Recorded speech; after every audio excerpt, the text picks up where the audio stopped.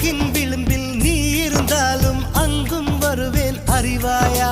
உயிரை திருகி கையில் தந்தால் ஊக்கி என்று சொல்வாயா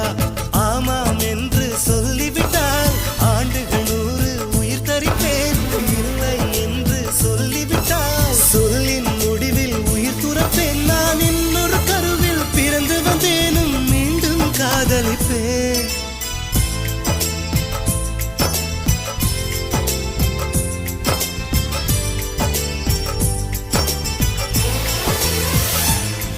ஓர் சாலை வளைவில் உன் பிம்பம் தொலைந்ததடு அங்கே